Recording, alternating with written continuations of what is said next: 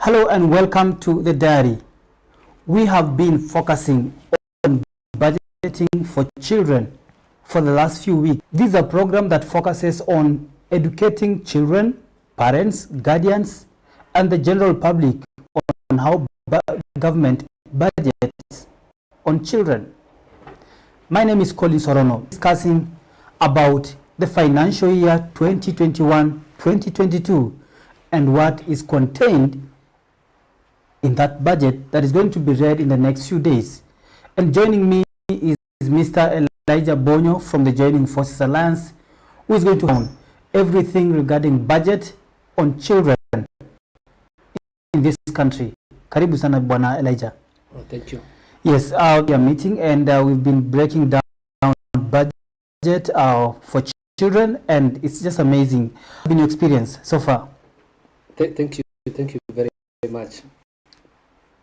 Over the last 3 weeks, yes, I think there's a lot of from the especially those focusing on advancing the rights of the child. Yes. So it's important that we as possible to join the campaign on budgeting for children. All right. Thank you. Right now, let's to our discussion today. We're looking at what is contained in the financial year 2021-2022 budget, children. Maybe you can just give us a brief. What have you come budget in the documents that we have here that is contained in the next financial year? Yeah. Once again, thank you very much. As we talk about the next financial year, the next financial year begins the next 30 days. Okay. So what happens is that the budget has to be approved before the financial year, and that is the role of Parliament to approve budgets. So, what we are finding out, if you compare the financial year 2019, and then you compare with this current financial year 2020-2021, and then compare with the comparatively, there's good improvement in resource allocation to programs that benefit children. We've seen programs such as education getting good increase. We've seen also food security getting a good increase. We've also seen the specific departments responsible for coordinating children's services like NCCS and got some good budget increase. However, we still have some concerns to point out that we may want the National Assembly to consider before they approve. Okay.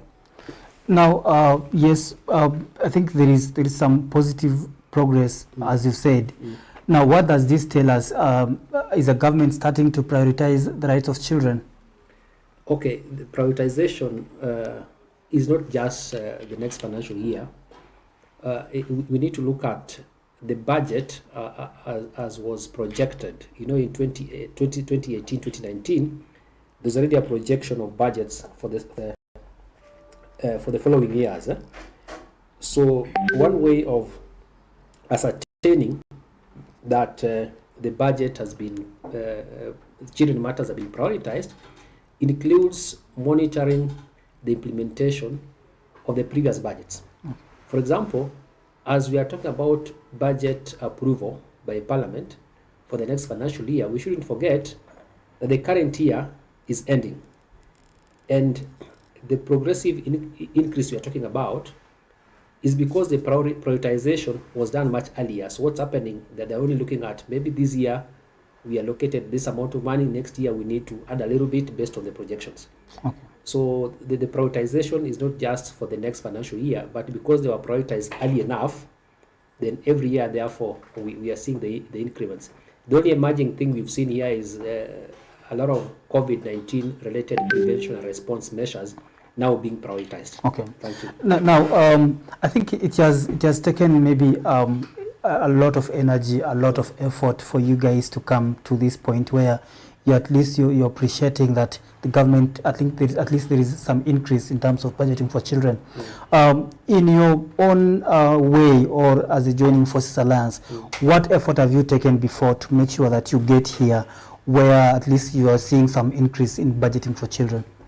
Okay, so we have national government and county governments budgeting, and therefore budgeting for children, we look at both county and national. So in county, at the county level, across various parts of the country where we work, we have our colleagues through the county technical working groups. And as they get through the county technical working groups, they're able to shape the priorities by county governments in terms of planning and budgeting. Engaging the county assemblies. Right now, they're following up on engagement with the county assemblies budget and appropriations committee. So as they do that at the county level, we also have colleagues at the national level. We have various subject matter experts who engage through the normal national level sector working groups or technical working groups, because that's the planning are done. And then as they engage through those sector working groups, when the right time comes for now making written submissions, then we are now make written submissions. Like now we are going to submit a memorandum to Parliament, just like we do every other year. Okay. Thank you. Thank you very much. I want to ask you the next question in regards to what you people have been doing. Mm-hmm. You've read all these documents for the financial year 2021, 2022, and also the previous budgets. Probably just give us from the figures that you have, from the documents that we have, give us some of the areas that you think have been prioritized this time around. Okay. Let me also say, as we look at this, you know, many people are expecting the next few weeks that the budget will be read, and perhaps many people will be interacting with this information when the cabinet secretary responsible for treasury will be reading the budget statements. So it's important that we also let the public know that these documents, whatever the cabinet secretary for national treasury will be reading in the next few weeks, is just basically what we already have. Yeah.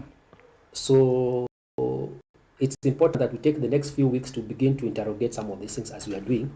What you are finding out, when you talk about the right to food, and we are saying there's good commitment in terms of resource allocation for us to achieve progressively children getting the entitlement on food, it begins with the previous year's allocations.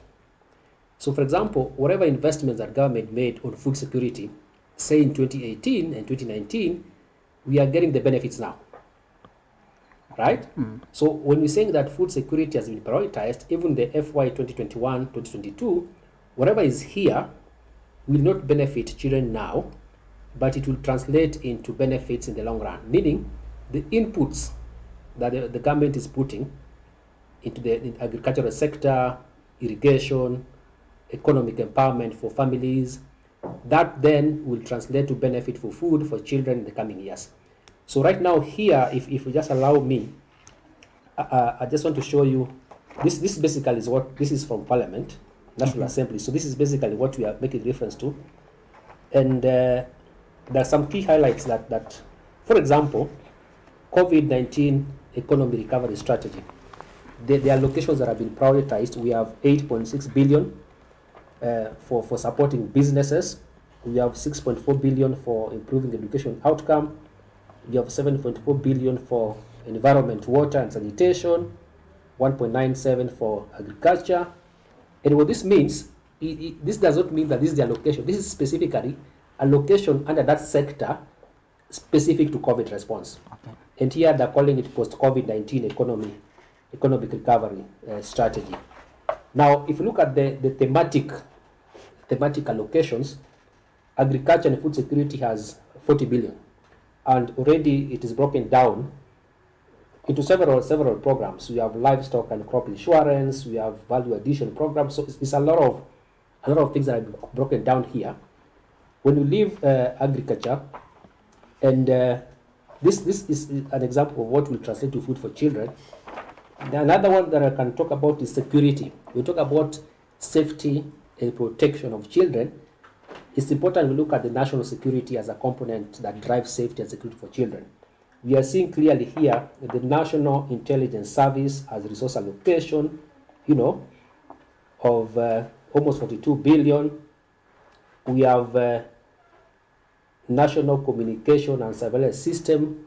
This is an area that can help us address online sexual violence or online abuse of children. There's investment for the police on that, you know, and of course we have several programs under security. In education, we have free day education, including NHIF for students. Now, free day education, we have 62 billion. This includes NHIF for students. But what we need to take note of, yes, we have NHIF for secondary school students, but all children should be entitled to NHIF. And sometimes you wonder why we have children in primary schools not being entitled to NHIF by government. So when government says we are allocating NHIF for secondary schools, we must ask our questions, why didn't we not allocate NHIF for primary schools? But of course the allocation is there. Okay. We have school feeding program, and we have other components of education.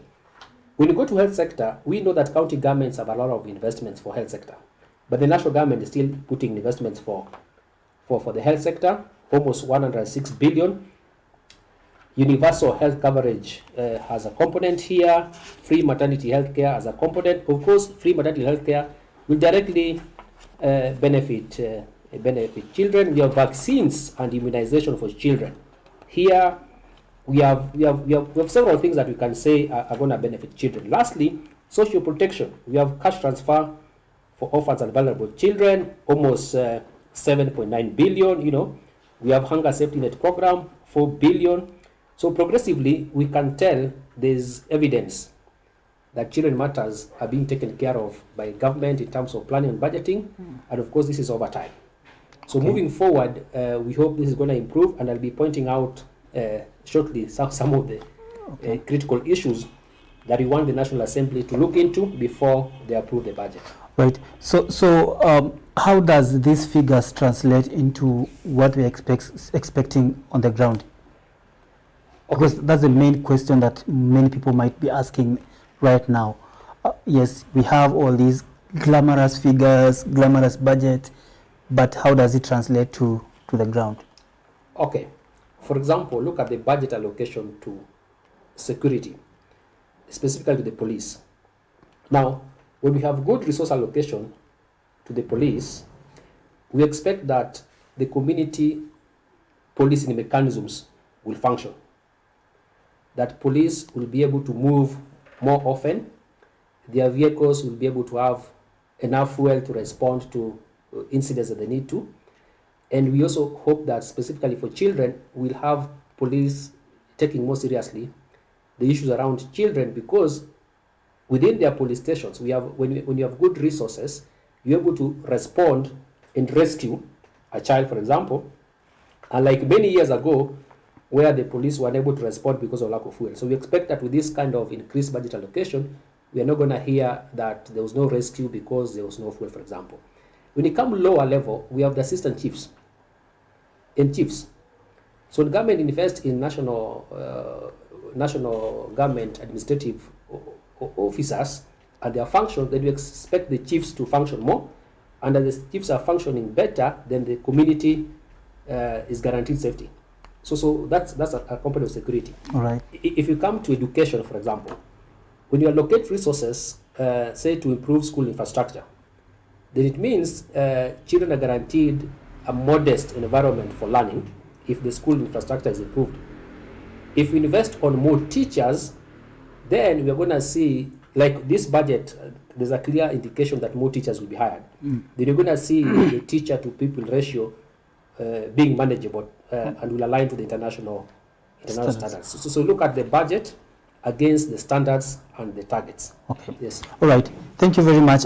Let's move now to the two key bodies that deal with children directly in this country. Yes. That's the Department of Children's Services and NCCS. What do we have for them? Allow me to make a reference again, because this is something we already pulled out. Yes, yes. And if you go to the National Council of Children's Services, so we have it's under the State Department for Social Protection again. Okay. Under a program known as Social Development and Children's Services. Under that program, there's a sub-program known as Child Community Support Services. So in that program level, then NCCS, as we know it, is categorized as a delivery unit. Okay. Now, in that delivery unit known as National Council for Children Services for purpose of the budgeting, they have an allocation of 89 million for the next financial year. Okay. The current financial year, they have 36 million. So that's an improvement, right? Now, that 89 million translates to about 7.5 million per month. So on one hand, we are saying there's an improvement, increase in allocation to National Council of Children Services. But that increase, yes, but still not adequate, because you can imagine the National Council of Children Services operating on 7.5 million per month, and they have various functions to discharge. However, there's a gap in the budget that we have here. The targets for the National Council of Children Services that have been budgeted for are not what we expected based on the mandate. So one of the mandate for the council, which we're seeing no clear target for, supervision and coordination of public education programs, on the welfare of children. So this has not been translated into a target here, but it's a function. Of course, we are talking about ensuring full implementation of international and regional obligation on children matters. Now, ensuring full implementation is a function that then we needed to see the targets on how that will be done. Providing technical assistance to other support agencies. So when you have the mandates clearly indicated, Yes. and these mandates are not translated into specific key performance indicators, then even the resource allocation, we cannot tell exactly what it is for. Okay. When you go to the next one, Department of Children Services, allow me to narrow down to sub-county children services. Okay. Now, sub-county children services is a delivery unit again, just like NCCS. Now, under this, the total allocation is 612 million for the next financial year. This is an increase because the current financial year, they have 426 million. Again, yes, it is an increase, but it's not enough. If you compute very well, this is an average of about 2 million for every sub-county children office. Now, 2 million per year is around 165, 167, around 167,000 per month, Yeah. that they operate with. Now, this again will not enable them to adequately carry out their functions. At that level, we have the Child Protection Information Management System Okay. that we can't see whether it has been included as a target for the sub-county children officers. Apart from that, we have these officers have the role of assisting children in need of care and protection. So we cannot see resource allocation that will enable the sub-county children office to respond to the needs of children in need of care and protection. So there has been an increase in the budget, yes, but it's still not enough. Very lastly, on sub-county children officers, ideally, they should be having resources to support the child protection volunteers. So Government of Kenya has a handbook for child protection volunteers. Okay. Now, these child protection volunteers are the ones in the community, because remember the sub-county office sometimes is 60 kilometers away or 100 kilometers away from the community. Mm-hmm. So you have child protection volunteers that are being engaged by government, but we have no resource allocation for them, even to enable them make a phone call. So we are saying there's increase, but a child protection volunteer in the community, if they do not have airtime or data on their phone, they will not make a phone call to the sub-county children officer to inform them on what's happening. So that's an area that needs to be done. Then you also expected to see the child protection centers or child protection units in every sub-county. Now that is missing. So there's an increase, yes, but there are certain things that are missing. So very lastly, again, just to show, let me go to education, and why I need to go to education is because people normally look at free primary education, Yes. the money that goes to school. But there's a component here known as primary school infrastructure, which is specific. So there's a budget for improving infrastructure in schools, which is huge. It's 1.4 billion. This is something people need to know.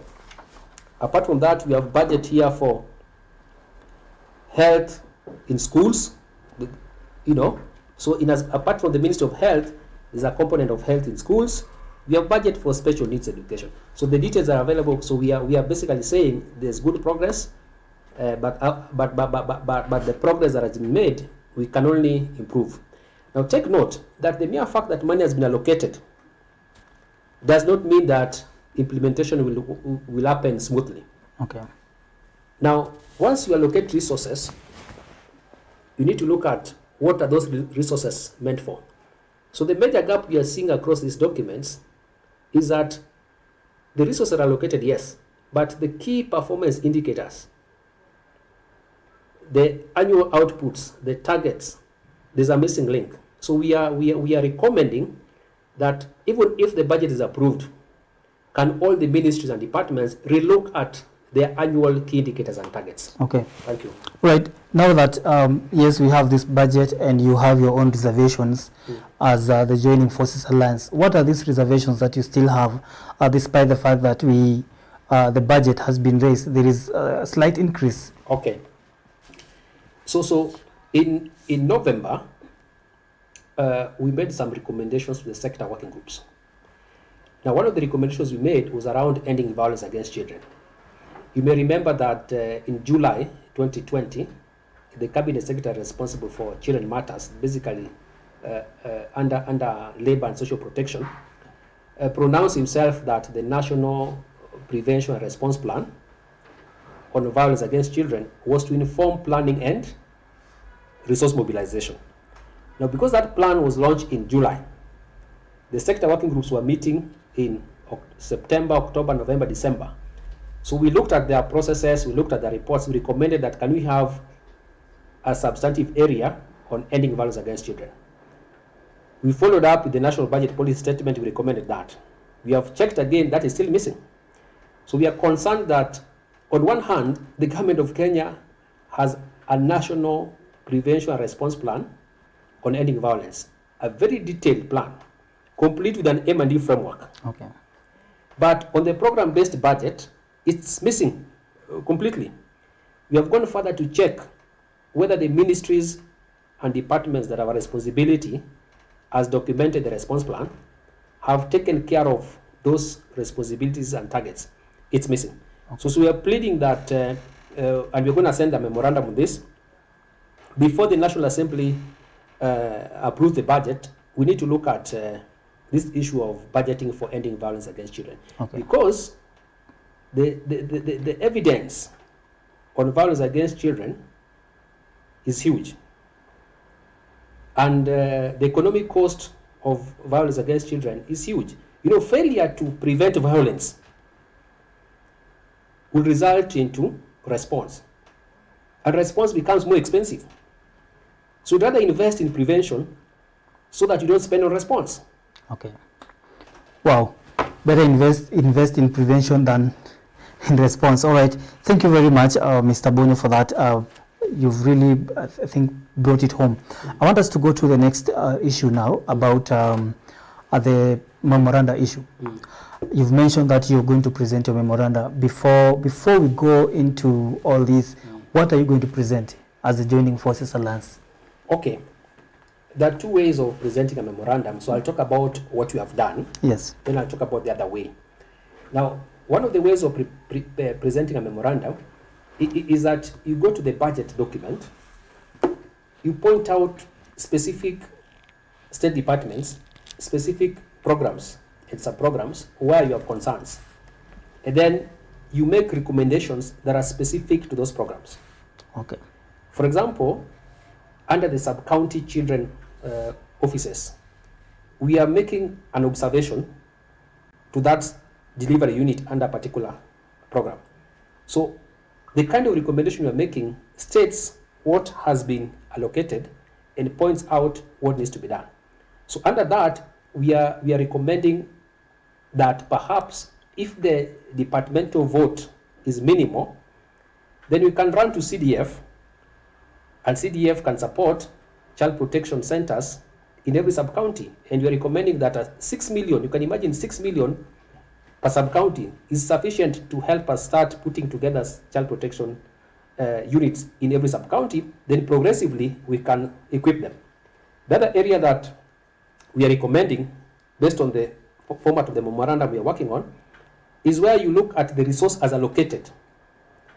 So you are not asking for increase, but you are suggesting on how that resource can be utilized. Okay. An example, we have an allocation under State Department for Gender, for Gender-Based Violence Recovery Center. Their target is 1. But the allocation under that component includes allocation for training of duty bearers, for sensitization of duty bearers. So we have sensitization of duty bearers, or training of duty bearers, and gender-based violence recovery centers all lumped together at 320 million. So we are saying, take the entire 320 million, allocate one gender-based violence recovery center at 10 million, then you are likely to do 32 gender-based violence recovery centers, meaning if you do one per county, then 32 county benefit. Okay. So such a recommendation is not about more money. It's about proper use of what's allocated. Okay. The other type of memorandum is where we just write whatever you want to write for Parliament to hear. And then you leave it to Parliament to sort out what your issues are. So for us, we have chosen where we are not just writing anything we want Parliament to hear, but you're pointing out specific issues that require their due attention. But you guys, do you guys have enough time to present all these memoranda? Because I think I saw the National Assembly's clerk releasing a document about asking people or the public to present their memoranda. Do you guys have enough time? Okay, are you usually given enough time to do that? We have had enough time. You see, like I said, even before the National Assembly asked people to send their views, like I told you, these documents have been with us for 1 month. So over this 1 month, we have basically been looking at these documents. Okay. So what we are doing now is just submission, but we have taken our time to do a detailed analysis. Okay. And once we submit it, we'll be able to give you a copy. Then we'll be able to see exactly what, for now, allow us to submit the memorandum first before we make it public. Okay. Yes. Now I want us to look at one part here, the Female Genital Mutilation Board. Yes. What do we have for that? Because it's actually one of the areas that has been really, in my view, has been underfunded. Okay. Yet the president himself made a commitment that this is one of the areas that he's going to fight. Okay. Thank you. For us, we are looking at anti-FGM board as a critical institution for the campaign to end FGM. And of course, ending FGM is one of the components of ending violence against children. Yes. Now, the anti-FGM board has a strategic plan. In the strategic plan, they have almost 5-year strategic plan that provides what they're supposed to get per year. In this document, the next financial year, they're getting almost 102 million against an expectation of around 500 million. So clearly, they're already underfunded. Now, remember, the head of state made a commitment that FGM must end in Kenya by 2022. Yes. Now, that commitment, if we go by what's allocated here, I don't see that commitment being translated into action. Yes. So maybe for anti-FGM board, there's need for more allocation in alignment to the presidential directive. Now, a lot of funding that is going for the campaign to end FGM in this country is from development partners. So, in fact, development partners are putting more money than government of Kenya in ending violence, in the campaign to end FGM. So this means that it's very hard for us to succeed in the fight against FGM. No, we will succeed. Absolutely, I'm very clear in my mind. We're going to succeed. Mm-hmm. In fact, if we invest in community level strategies, you will spend minimal resources. Okay. Now, if we invest in community level activities, if you allow the assistant chiefs to have resources to educate communities, if you allow the community health workers to educate communities, if you allow child protection volunteers, if you invest on those community level structures, then you're going to succeed. But as it is now, even the investment on the community level structures to end FGM is from non-government and very minimal from government. Well, thank you very much. Let's go to the final part. This is a notice that was put in the public. I just mentioned from the clerk of the National Assembly that says that is Republic of Kenya National Assembly in the matter of consideration by the National Assembly of National government estimates of revenue and expenditure for financial year 2021-2022. Public hearings, submission of memoranda. Now, in line with Article 221 of the Constitution, the estimates for the National Executive, the Judiciary and Parliament were submitted to the National Assembly for consideration pursuant to the provision of Article 220, Section 4 and 5 of the Constitution. The Budget and Appropriation Committee now invites interested members of the public to submit any representations that they may have on the estimates of revenue and expenditure for the financial year 2021-2022. In addition, the committee is also seeking views of key areas of expenditure, the following counties. In view of the current COVID-19, the committee is seeking views of the public and other stakeholders through written submissions or memorandum. The committee will receive written submissions in the following manner. These are the ways in which the committee will receive the submissions. One, through written memoranda One written memoranda may be forwarded to the Clerk of the National Assembly and can be hand delivered to the office of the Clerk, Main Parliament Building, Nairobi, or email clerk@parliament.go.ke, or be emailed to pbo@parliament.go.ke, to be received on or before Wednesday, 2nd June 2021. Is a written memoranda should clearly indicate. Secondly, the written memoranda should clearly indicate the name of the person, organization, county, constituency, ward, and contact details. The estimates of revenue and expenditure for the financial year 2021-2022 are available in the office of the Clerk of the National Assembly, first floor Parliament Building, and have also been published on the parliamentary website. Now, I want to ask you, Mr. Bonyo, regarding this, where Mr. Sialai Assembly submitted is requesting for the memorandum from the public. How effective is this? Number one, this request for memorandum is not targeting to receive views from children. Okay. That's a big mistake. Children in this country have the same right to participation as adults. So when the National Assembly is asking the public to send their views, include the public. Okay. So we've been asking almost every year that can children be given a chance to send their views. We hope Parliament will listen to this request. Number two, there are many citizens who have no access to newspaper or internet. How are they gonna send emails? How will they even get that email address? So this is a good opportunity, fine. Some of us who have access to internet and emails will write and send. Even you may do that. Yes. But to follow this direction already are discriminated. So on one hand, we talk about public participation. On the other hand, we're discriminating. So generally, what I would say, let's encourage as many citizens as possible to write the emails.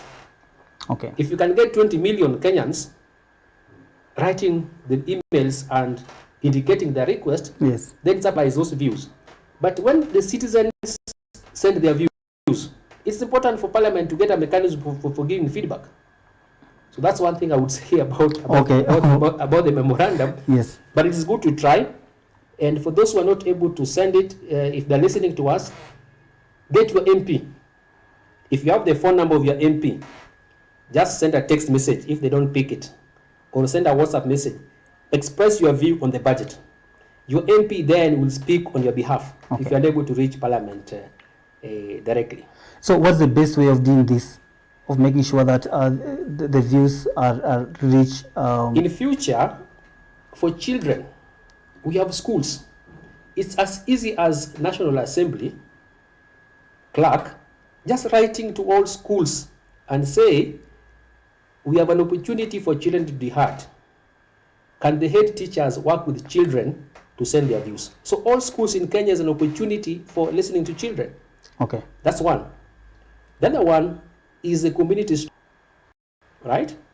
At the community structures, we have local civil society organizations that are also able to mobilize citizens to send their views.